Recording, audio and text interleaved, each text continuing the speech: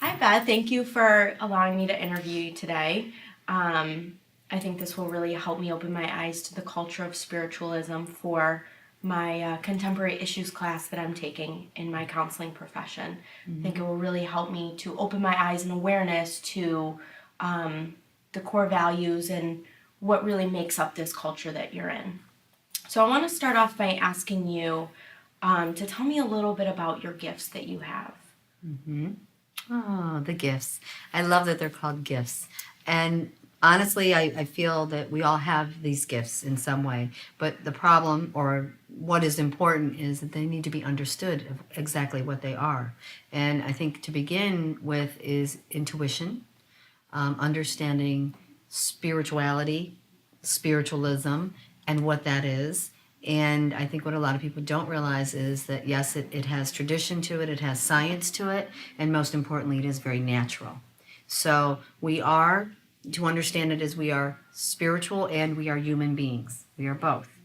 And I think for generations, decades, whatever, time and time, history shows that we, in our physical nature, we are surviving. We're we have to survive. We have to provide, and we have all this physical tribal root energy that we have to play out here on the earth. But we also have this spiritual part of ourself, of who we are, and that is truly our reality and who we are. And in our spirit is our creative energy, our intuition, the ability to love and have compassion on a level that is beyond human. It is what gives us strength and endurance. It's what helps us cope with the challenging times. I've often felt many of our choices won't become challenges if we kind of bring them into a higher understanding or higher vibration, which is also where the science part comes in. Vibration and frequency, and we have that. Our cells are that. Science has proven that. Einstein wrote about frequency and energy, and and I could never understand his quotes, and now I can. Yeah. It makes you smarter when you understand your spiritual Yes, side, I think. And so basically, your natural ability to use your intuition and trust and feel is something that's where the gifts are, and a lot of times in many cultures even, that empathy or that emotion is a weakness, especially for the males in our world. The masculine, where that kind of thing could be more of a weakness. And what we're learning, and what you learn when you understand spirituality, is that is not a weakness. It is really your strength. Intuition is where you survive. I often think up in the New York winters, how do you think these Indians survived here, or in any place, where instinct. They knew the weather. They knew, and so I don't know. There was a lot less technology floating around then for them, and their intuition was probably much more heightened and sensitive. But I think we're having to find our way back to that. Interesting. Now, I know that one of your gifts, you're a medium, correct? Can you tell me a little bit more about when you found out that you had that gift, how old you were, and what your first reactions were to it? The first feeling, what's this? I can remember being a little girl, and the mean man. I think he was my first real understanding that I could see things that other people, weren't seeing, but I just didn't know these other people were seeing them. And so basically where I began with the mean man is I was a little girl, and when I would be going to bed, and all of a sudden I would get this tingle in my toes. And what I didn't know it to be is, now I would explain it as probably anxiety. And it would shoot through my body, and then his face would be there. And he'd just look at me in bed. And I would, because I was raised Catholic, I would do the Our Father. And by the third one, he always went away. And then I would scream and cry for my parents to come into the room and tell them I had a bad dream, because I didn't want to tell them there was a man hovering over me in my bed. Rather scary. Right. And what would they have done with that? I don't think they would have known what to do with that. And but basically what I've learned, what a medium really is someone who mediates between the spiritual realm and the physical realm. And we're highly sensitive to the thoughts and emotions of those in spirit, as well as those around us. So we mediate. Okay? Now, what happens when you're little and you don't understand that this is part of who we are as spiritual beings and human beings is I was just like a wide open vessel, basically, for me. Whether I picked up on their frequency or they were hovering because they saw that I was open. I don't really know that, but I know he would come frequently. He would come a lot, actually, monthly. As I got older, I started to feel things around people around me, and I could be in a room and be very overwhelmed, where most people would be just having a good time. But I could always sense maybe a lower frequency, a sadness or a fear or an anger in someone. Even now, when I walk into a situation, I'm more apt to go, "Vroom," where now it wouldn't give me an anxiety feeling or a fear. I would become more heightened and aware. Okay. You know, and so I think that's a nice. Unfortunately, these days, a survival thing. Do I think you have to pull on that all the time? No, I don't walk around. I don't walk into a room looking for that. It's like a magnetic field. It's a pull or a push or a flow to it. And so when you when these abilities are in you and you don't understand them, that's when it's scary. Okay. That's when it's fearful, I think. And so as I grew up, and I mean, I'd have strange things happen. Like one day I was riding my bike, and I think I was only like, I don't know, 6th grade. And I'm riding my bike down the street from my house and into the school parking lot where we always rode our bikes. And I saw a yellow piece of paper on the other side of the parking lot next to a car. And I went, that's my report card. And I rode my bike over there, and that was my report card the teacher dropped. And yeah, it's crazy, ain't it? Yeah. So you can see spirits and sense them both? Yes. Oh, okay. Yes, definitely. The spirits, yes. And what was interesting about the report card, not to go backwards, but when I picked up that report card and saw that it was mine, it was kind of scary. I brought it home to my mother. She said, well, just bring it into the school tomorrow and bring it to your teacher and tell her what happened. That teacher was so angry. She thought I stole it. Oh, and wow. She reprimanded me in front of the class, and I was embarrassed. I didn't steal it. Why my report card, of all report cards, have to fall out of her bag, and I'm riding my bike down the street, And so immediately, you start being like, no, bad, Yeah. And the other experience was the mean man. So now I'm scared to death of this face I see that's not in the human realm. Obviously, I knew that. So it's always in what we would call a negative, which is really negative light, yep. But a low frequency experience. So what else do? You suppress, But a lot of my friends say they remember we'd be playing kickball or something, and they'd go, oh no, there she goes again. And I'd be like, and I remember doing that and going, leave me alone, I'm just trying to play. Who are you? Mm-hmm. So I wasn't feeling all that, right? Like daydreamer, no. Yeah. So it's interesting when people have shared things with me. So as a child, it started early, mm-hmm. And then in my teens, I think I did a great job of suppressing it, and because it's emotional. Yes. It's emotional to feel. And then as a young adult, I always thought I was going to die at 32 years old. Mm-hmm. Thought I was going to die. I never thought I was going to live a day after that. Just kind of walked around with that and put it in a place so I didn't have to overthink about it. But I did feel that. And my mother died when I was 32. Oh, wow. And that's when it really opened. My dad had passed 3 years before her, and I did feel death around me for a week before he died. I just felt death. I didn't understand it. I was ready to go talk to a priest about it because I really thought they were preparing me. Mm-hmm. And this was 3 years before that. I actually thought, I don't think I'm supposed to go yet. It's 3 years. I mean, this is always going on in my mind, Right. I mean, I had this other whole line of thought. And my dad, that was a Saturday night, I said I was going to go talk to a priest on call Monday and see if I could talk to somebody. And Monday, I got the call that my dad passed. Oh, wow. So a week or 2 weeks later, my girlfriend said, do you ever get those feelings? Because I confided in her. I said, no, what? Oh, my God, it was my dad. So that was that. And then 3 years later, my mother was killed in an accident in the middle of the night. And I was awoken in the dream. I was awoken through a dream, being told over an intercom that she was dead. Oh, wow. And I could see gray walls and people going like this. And I woke up, and it was 3:15 a.m., and in my dream, I could tell I'd been screaming. I've been screaming and crying, but when I touched myself, I could feel that I was actually crying in the physical. And I looked at the clock, and I saw that it was 3:15 a.m. I'm like, what a dream that was. And I went back to sleep. Mm-hmm. And I woke that morning to get my nephew off to school, and there it was on the news. The Amtrak train had crashed in the middle of the night. Wow. And I was like, and I could see gray walls and people going like this. And I was awoken through a dream, being told over an intercom that she was dead. Oh, wow. And I was awoken through a dream, being told over an intercom that she was dead. And I was like, And then I dropped him off, and I was listening to the news, and I was going to my sister's house to tell her, I told her the train, there was an accident. I don't know if mom's on it. I don't know if there's more than one train. I don't know. And so we had to kind of go through the red tape of things. And when I was driving there, it was like everything went quiet in the car, and I heard her voice say, Beth, I'm okay. I'm happy. And then I just felt like I popped back in my seat. And I'm like, who the heck was driving the car was my first thought. And then I went, Right. oh my God, Mom, you must be dead. I mean, I knew it. So you're in shock, of Right. course. And then, proceeded to go through the motions of what you go through in that kind of scenario. And about 7 o'clock that night, it was confirmed that she was one of the ones that didn't make it. So that's Oh, I'm when sorry it to hear really, I went to a medium a year later.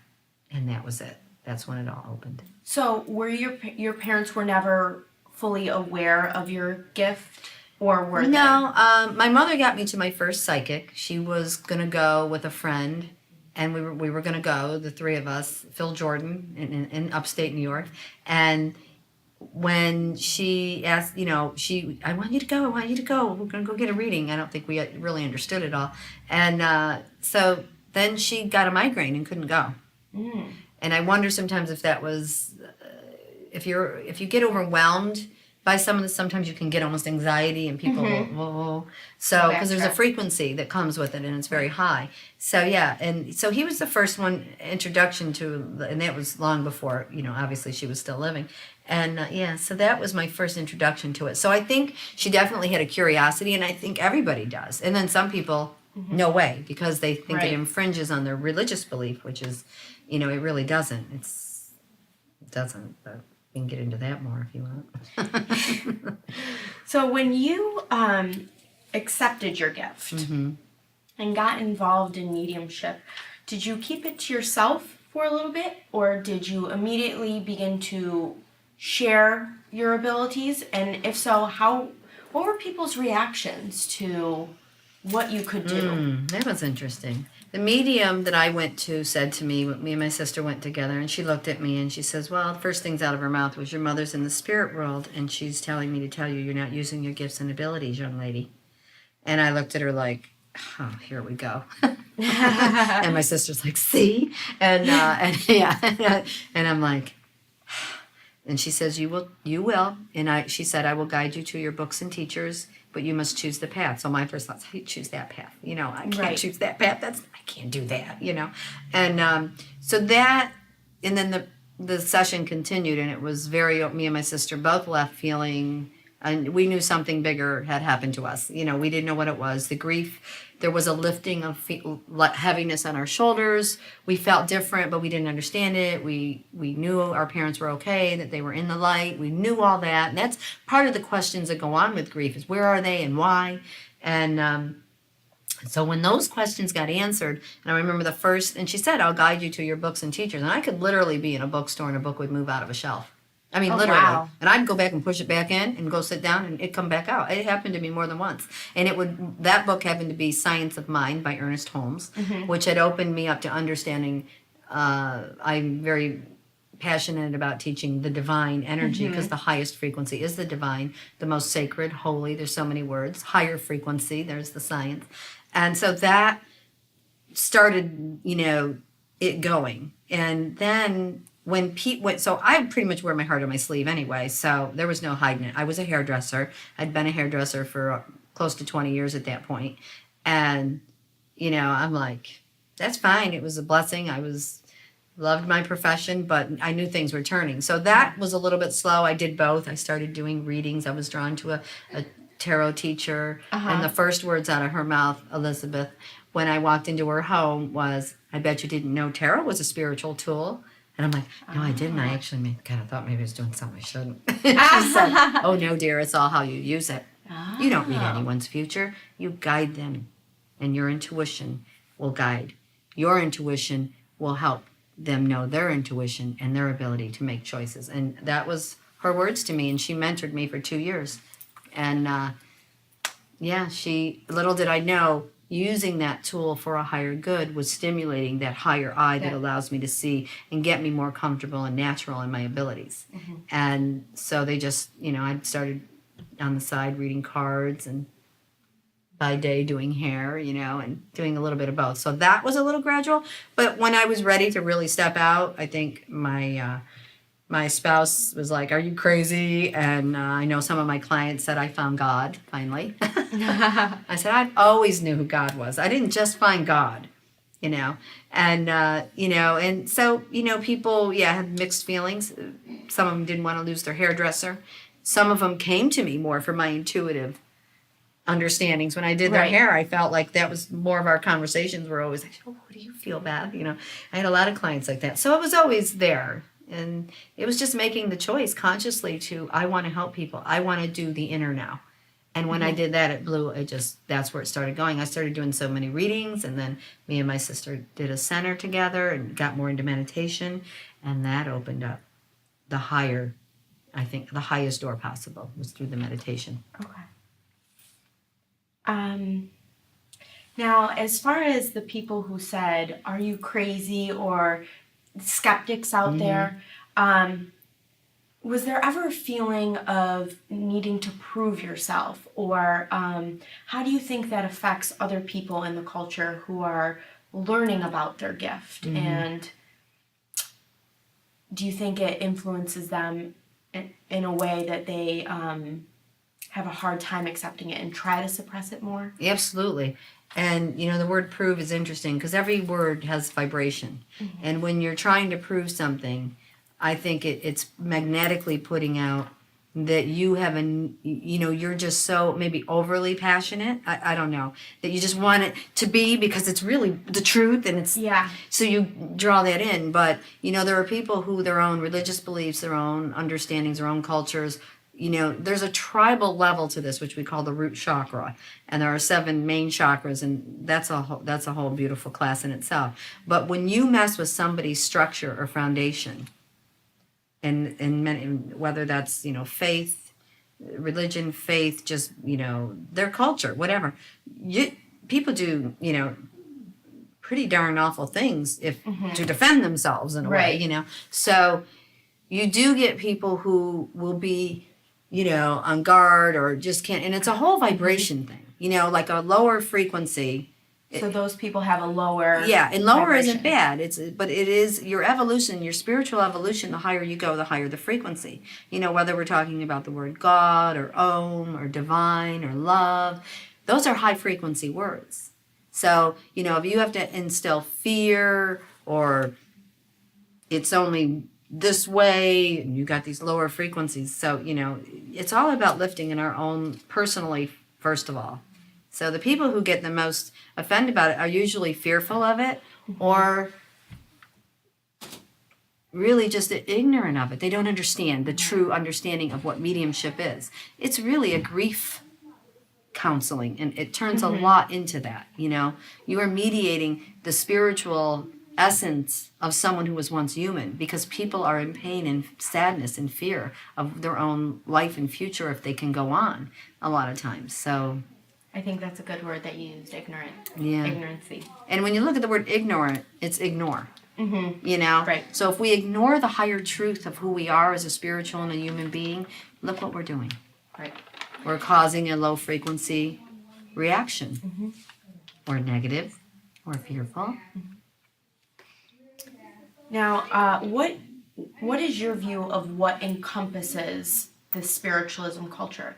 Who do you think identifies with this culture? Is it only people who have spiritualistic gifts? Is it people who believe in that but have not yet discovered their gift? Because I know that you mentioned that everyone has the ability. Excuse me.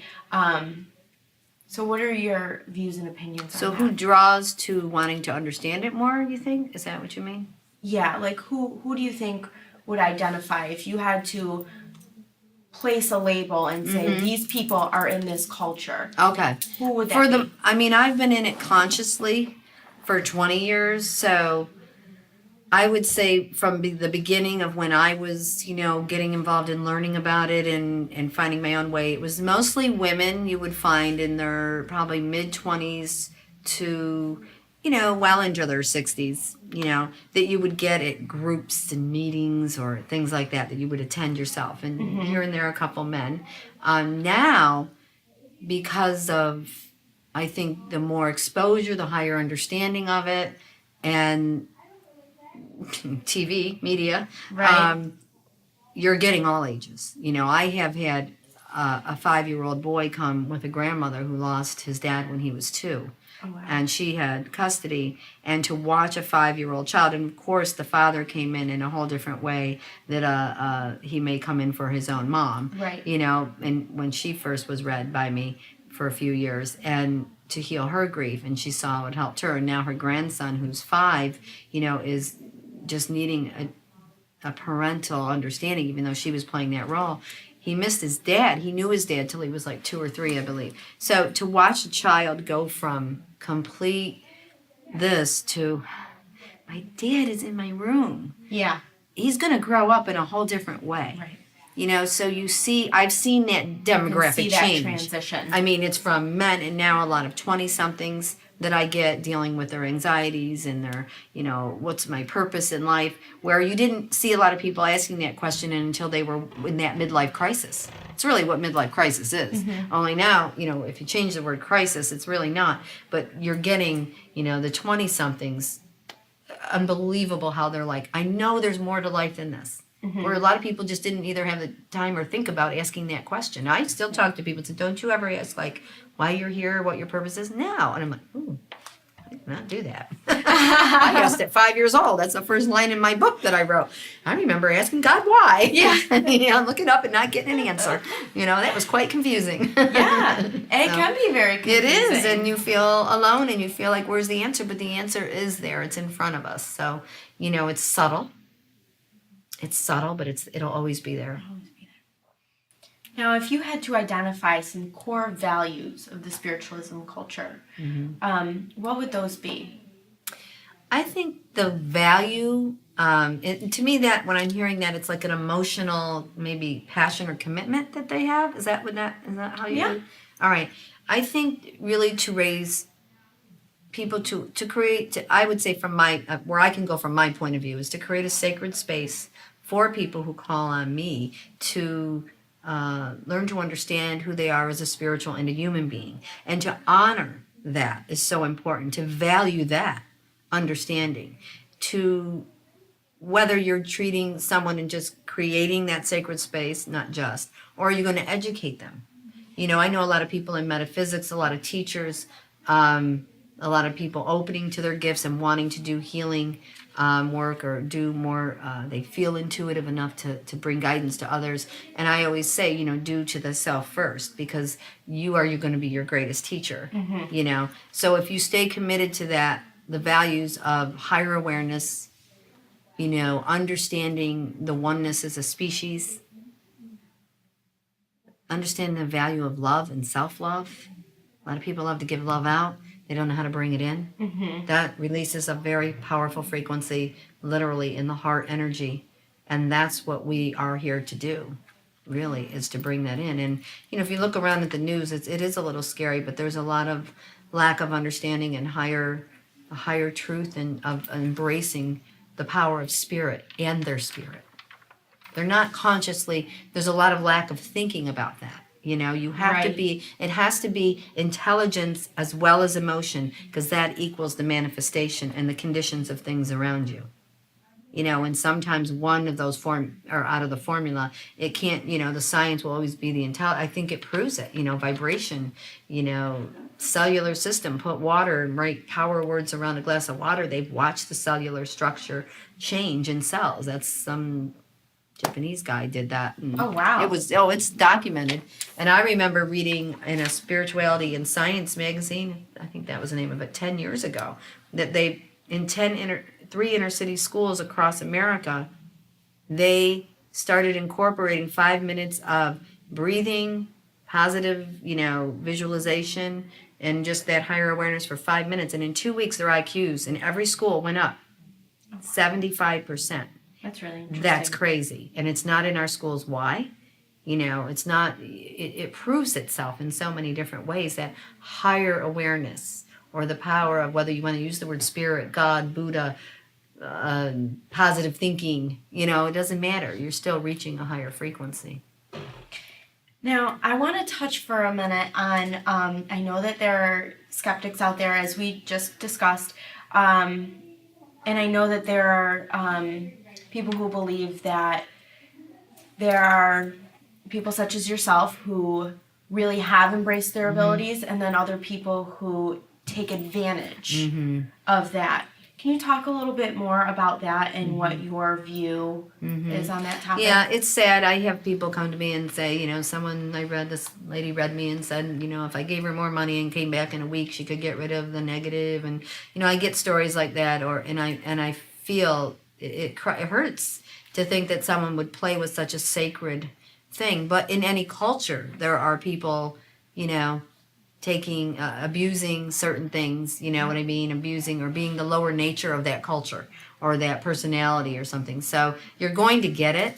It sadly has a low frequency to it. It can feel and be misinterpreted as evil, or definitely negative, which is negative light. And, I think when you understand karma, and karma, I think, gets a bad rap because karma is good too. There's good karma, and there's what you reap, what you sow, what you put out, magnetics, you pull what you are. It's all going to answer itself. So we are going to have a higher level of, we all going to have to look at ourselves in the mirror. Yeah. And for some people, that's after they pass, and for some people, it's while they're here. And I think it's younger and younger people are looking in the mirror and wanting to like that reflection. Are you ever afraid that those people who do take advantage of your culture put a negative label or give your culture and what you guys do a bad rap? They absolutely do. But I think when you come from your highest intention, there's just a magnetic to it that draws to you that. And when I get a group, and I get a lot of families that come, usually one family member has come, they love the experience, they want to bring the rest of the family into channel, Uncle Bud and this one and that one. Is there anybody got Uncle Bud in the room? Because I just threw that out there. And that's usually not a coincidence. And I remember this one reading, I had this family come and they all came in like this and stared at me, and the lady goes, I've been here before, Beth, hi, and I wanted to bring my family, and I could feel I was on the chopping block. Yeah. That's what it felt like. So I just said my little talk and did my little blessing, and that I just move away from it. And immediately this little man came in, and it's like he walked right out from behind me, and he went, whoosh, in this the dusty book, and he went, there's more to it than this. And it said the Bible. Oh. So that's how I had to start the reading. Okay, I had men in there, women, some young ones. And I immediately go, there's this gentleman, and I said what he did, and they all looked at each other and just went, well, and I said, Pop or something. I said something. It was his nickname. I don't remember what it was now. They go, well, we are Christian, and if that's what he says, then we know it's okay, because we told him on the way over, we're leaving if you don't show us right away. It's okay. Wow. And symbolically, he showed them that's that what it was. All right. And then he came in and, talked about the family pigs and everything else, and everybody laughed. And by the end, they were just amazingly laughing. They were relaxed. Yeah. It didn't matter. They were, atmosphere. One religion, and I was, all of the above. And it was beautiful. And that happens daily, with things that I experience. So when you watch that family open their side, that's their immune system. That's their nervous system. That's their judgment. There's so much going on now. This expands. In each generation, it is important for more understanding of the true spiritual nature to be. Because we all really have one sacred culture, and that's in the bigger picture. So you don't focus on anyone's one judgment or proving to them. You just think about the bigger picture. It is what it is. That is there. And I understand the grief and the fear is usually what's doing that. Grief and fear enter the room before a person does. And once we raise the vibration through, the little talk prepares them cellular. Usually when I start doing the little explanation of what's going to happen, people start crying, and I tell them that's very natural. Let that happen. Well, I don't cry. Well, you better.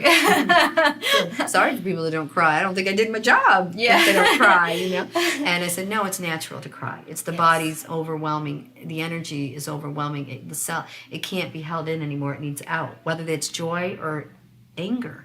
Because under anger is more sadness. They've shown me that on that chart I shared with you. Right. There's sadness, anger, lower sadness. When you come into a situation like the one that you just described with the family coming in and their arms crossed, and it was just totally different atmosphere in the beginning as compared to the end, especially in the beginning of you yourself discovering your gift. When you run into people like that, it seems like it takes a very strong person and a very strong sense of self to overcome that initial judgment that you might get right away.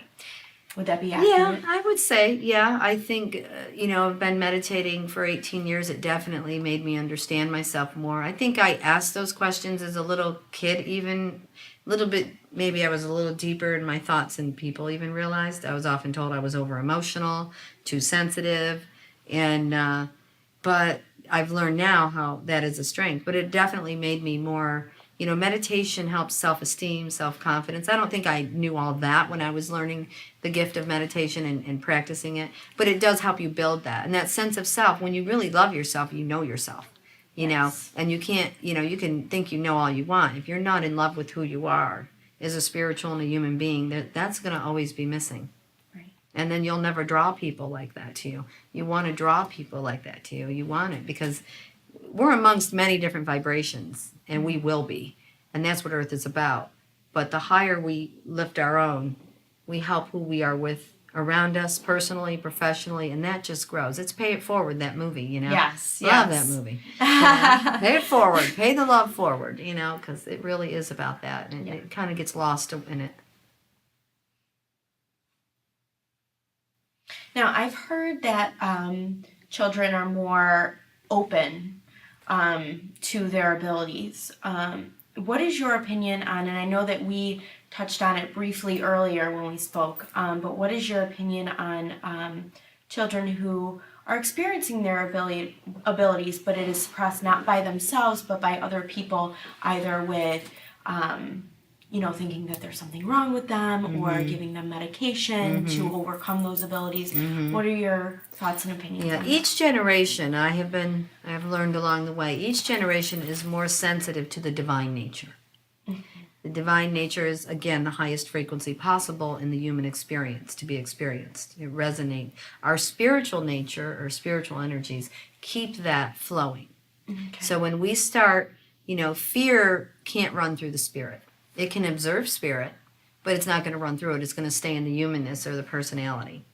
So when you have this, they're going to look and see, grandpa who they never knew in life and smile and laugh and say, I saw grandpa. To them, it's very natural and it should always be nurtured. But you also got, a creativity running through that energy. You got fast thinking and really sensitive to emotion. And so when that's suppressed, it becomes like almost like a flat line, and they stay under here, but they can't go up here into, that Into the purest divine. love and that higher love and that creative expression. So now you have, generations of children, and I would say since the indigos came in, which were the very first wave of high frequency children, in that a lot of them are in their 30s now.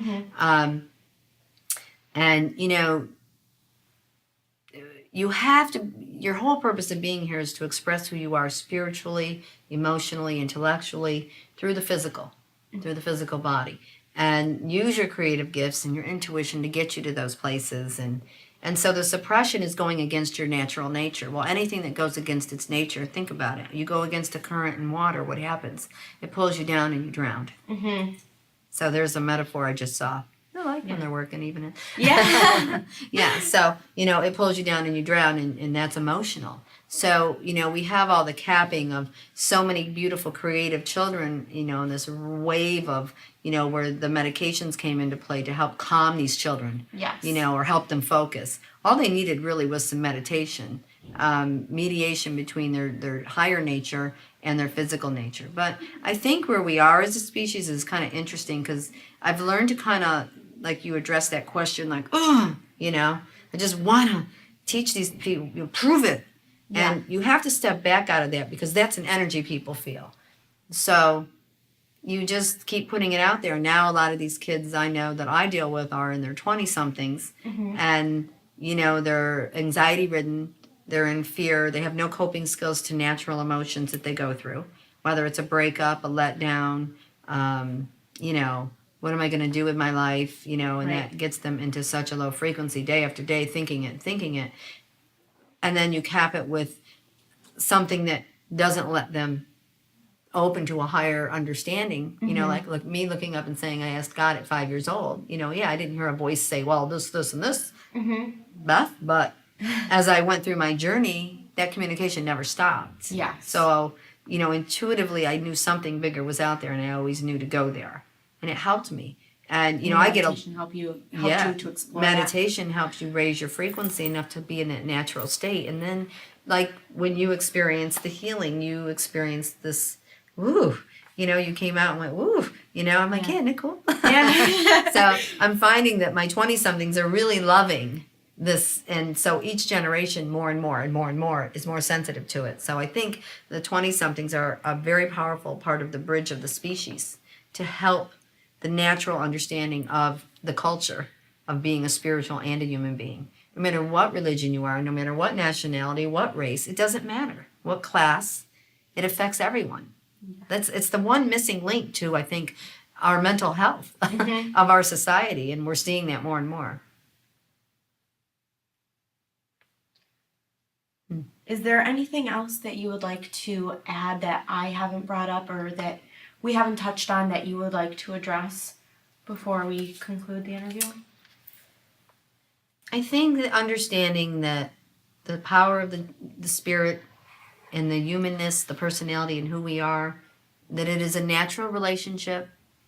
It will flow into every aspect of your life.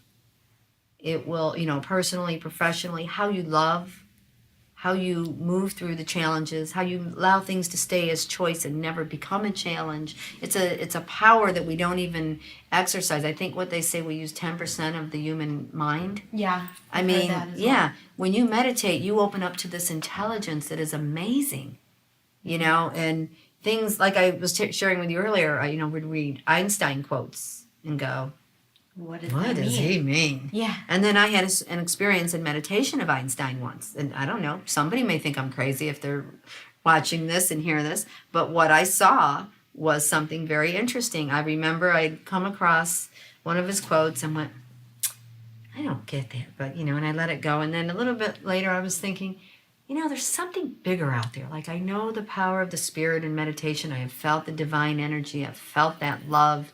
I'm practicing it daily for myself. I'm sharing it with others. But there's a part of it, like the intelligence of it. What does that mean? I sent that out there. Yeah. And within a few days, in my own, few minutes of meditation every day, I saw myself walking down this, looked like a hardwood floor with candelabras. And I'm in meditation going through this whole visual. And I see this old man writing at a desk. And I said, oh my God, is that my grandfather? So as I got closer, he looks up and I'm like, Einstein? Wow. There are no drugs involved in my meditations, by the way. And he looked right at me and said, well, you called on me. And I'm like, I call you. He says, you asked about the divine intelligence. The highest intelligence is up here to serve those who call upon us. Thank you for calling upon me. And I looked and I'm like, I couldn't believe what I was feeling, but I knew what I felt. I was locked in. And he said, all you have to do is ask. We are there. And it was almost like he was saying, how else do you think the world has evolved to this technology? By themselves? I kind of felt this little, made me feel, That's fascinating. And then all of a sudden he said, I watch over the boy. And I'm like, the boy? My son? My 3-year-old? And then immediately I moved away from it because I emotionally connected to my child. But it kind of like faded. And I'm like, well, what did that mean? Yeah. Okay. So now, a couple of days go by, and I know I had this experience, and I'm not going to go telling too many people, even though I'm putting it out there now, because who's going to believe me? But I knew what I had, and I knew what I felt, and I knew that I had opened up to something even bigger, and it was so cool. It just felt cool. It felt natural. And a few days later, my son, he was only 3, he was in the bathtub, and his bubbles going, and I was cleaning the vanity. Mommy, how'd he die? I go, who, honey? Grandpa? Because he said, how did he die? Mm-hmm. You know, everybody else is alive. Grandpa, both grandpas were in spirit. No, Einstein. And I went, what? He goes, Einstein, he's got the bubbles. Einstein, Mommy, how'd he die? And I'm thinking, get a grip, Beth. Get a grip. Be natural. I don't know. Why would you ask me that? And he said, well, he talks to me all the time. I go, he does? Well, what does he say? He goes, I don't know. But he talks all the time. And I go, really? And I go, well, that's pretty neat. And he goes, I think he died because he was old. I go, yeah, that's probably how he died. And, you know, he can sit. Now, here's me. Oh, my God. And you really connected with. Yeah. You know, how does that happen? I didn't go talking about Einstein in the house then. Nobody knew it, especially at that point. Right. And I remember the next day I went to his preschool and I asked the teacher, so you guys talk about Einstein? She goes, Mrs. Lynch, this is preschool. And I said, I just had to ask. So I don't know. And it wasn't long after that we went to we were in one of the retail stores and we were walking around. He was still in the cart. He's only 3. And the poster of Einstein with the universe, and it says the imagination without the imagination. And I didn't see it. I was looking at clothes, and he goes, Mommy, Albert. And I go, what? And I went, oh. He goes, buy it, Mommy, buy it. Most people wouldn't even refer to Einstein as Albert. So I bought the poster, and we put it in his room. And for the longest time, it was on his closet door, and his bed would face down. And I always laugh because now he's about 6 years old, fast forward, you know. And he looks at that one day, and he goes, Mom, you got to take that down. I said, oh, why? Don't you remember about that? He goes, if I gaze at that and I'm looking at that, his lips start moving, his eyes start moving. I don't know what he's trying to say. Now he's talking to me like an older kid. Please just move it so it's not looking at me. And I'm like, he's probably going to kill me for saying this on this video, but I don't care. He won't. He'll probably laugh at it. But yeah, I mean, come on. Who can make that stuff up? And who can tell a 3-year-old? So if I needed proof, not that I did get it though. Yeah. The validation. Yes. The beautiful validation of something that seems so bizarre. And I came across writings about him after that as someone brought a magazine and said, I just felt I needed to give you this. And it was Time magazine with his face and all about him. And I sat and read it and I was in awe at some of the things I never knew. He was on a spiritual quest. He was trying to prove science and God in many of his things. Oh, wow. And I never knew that about him. And I remember reading that magazine and going, no wonder. Yeah, now no wonder you knew. Yeah, hi, Albert. You know. So whatever. Maybe someday we'll have that real intelligent conversation when I'm there, but I don't know. Well, thank you very much for letting me interview you today. Oh, you're welcome. It was so beneficial to myself and to other people as well who view the video. I think that I've really learned a lot about the culture and what you experience on a daily basis and how everyone else views it as well. And there's a feeling that comes with it, isn't it neat? It's just like, it's natural, but it's all, it's curiosity, and your curiosity now is going to magnetically draw you to so many things, including our videographer over here. He's probably getting an earful and okay, all right. Yeah. And, but yeah, it's wave, it's energy, it's frequency, it's moving out, and I really do feel so much hope with your generation coming up, because you are the ones who are really going to make the shift happen. Where I think from, we're all we had to build the bridge, and you guys are walking across it, and now you will bring the rest of it. So thank you. Thank you very much. You're welcome.